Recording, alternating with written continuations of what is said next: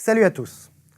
Dans cette vidéo, nous allons voir comment Google nous permet de créer des applications Android rétrocompatibles, c'est-à-dire des applications compatibles avec des appareils et des versions d'Android datant d'il y a plusieurs années, tout en utilisant les pratiques et les éléments de design les plus modernes.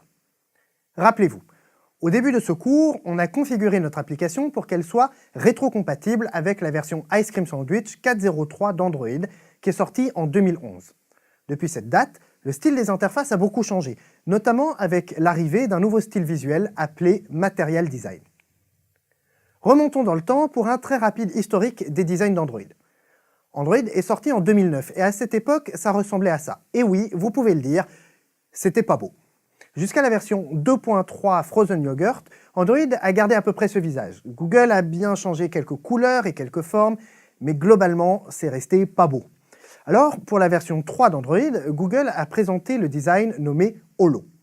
D'abord en bleu sur noir, puis en blanc sur noir, c'est un design qui se voulait geek, un peu science-fiction, sobre et lisible. Holo a été très bien accueilli par la communauté Android qui en avait marre de se fracturer les yeux. Ce design a même été nommé meilleur design mobile par la prestigieuse école de design new-yorkaise Parsons.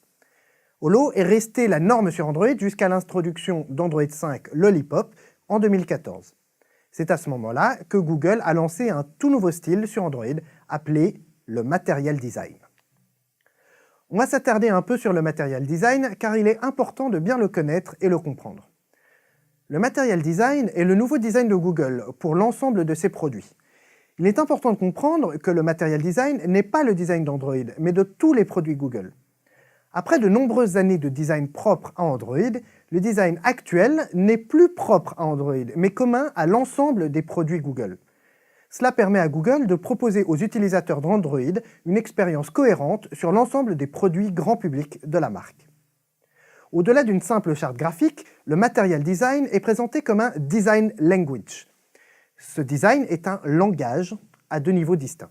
D'abord, pour le designer, qui manipule des éléments prédéfinis, les cartes, les floating action buttons, les action bars, etc. Ensuite, et surtout pour l'utilisateur, la sémantique, c'est-à-dire la signification des éléments du design, est claire et surtout consistante à travers les expériences. À force d'utilisation, les utilisateurs d'Android en viennent à comprendre instinctivement ce langage de design et ainsi à utiliser les applications l'implémentant avec efficacité. Et fort heureusement, le Material Design est très personnalisable, notamment dans l'usage des couleurs. Le Material Design n'impose aucune couleur et c'est donc au designer de choisir les couleurs qu'il utilisera dans son application Material Design. Les deux couleurs à choisir les plus importantes sont Primary et Accent. Primary définit la couleur primaire de votre application, tandis que Accent définit la couleur qui attirera l'œil. Ici, par exemple, la couleur Primary est bleue et la couleur Accent est rose.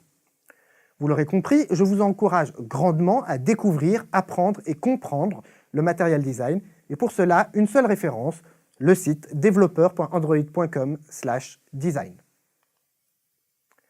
Nous avons donc vu qu'à travers les versions d'Android, le thème par défaut a changé de moche à holo puis Material.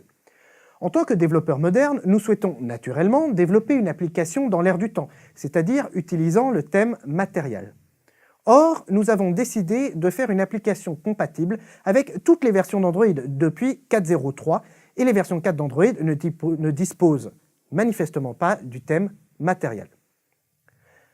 Avant d'aller plus loin, il me faut définir précisément les concepts de thème et de style. Nous avons vu que chaque vue dans les layouts d'Android peuvent prendre un grand nombre de propriétés définissant les attributs visuels de la vue. Les styles sont un moyen d'extraire ces propriétés pour les regrouper dans des ressources XML dans le dossier res/style. Par exemple, ce TextView définit un grand nombre de propriétés qui peuvent être réutilisables.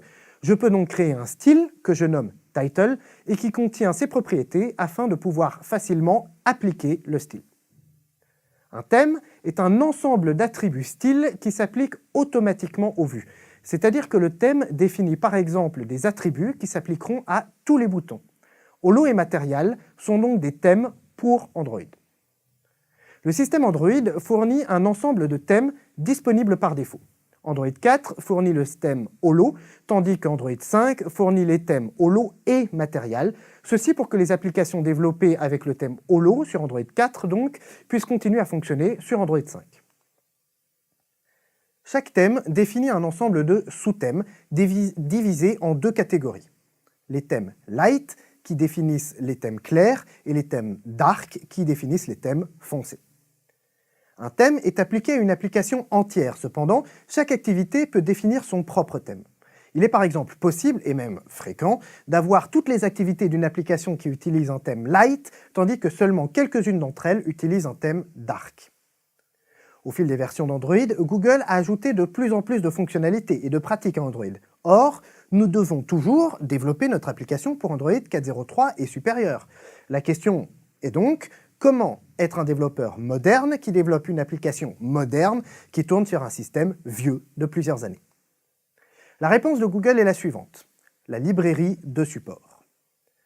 La librairie de support est une librairie externe à Android que l'on inclut dans nos projets et qui permet à Google de backporter les fonctionnalités d'Android, c'est-à-dire de fournir dans une librairie compatible avec les anciennes versions des fonctionnalités que l'on ne trouve que dans les nouvelles.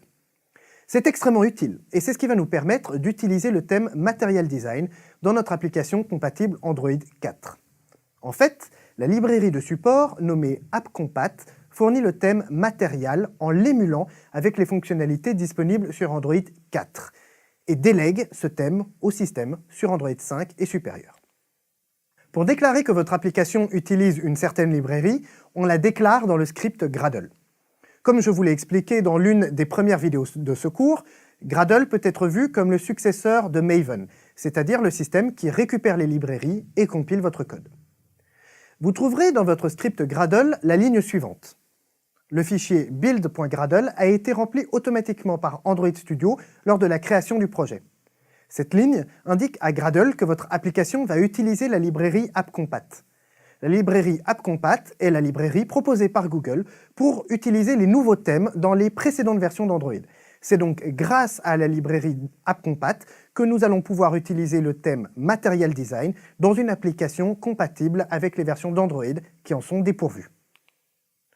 En créant votre application, Android Studio a déjà créé une application utilisant le thème Material d'AppCompat. Vous pouvez aller le constater en ouvrant le manifeste de votre application. Dans la prochaine vidéo, nous allons voir comment utiliser les action bars dans une application utilisant justement le Material Design d'AppCompat. À tout de suite.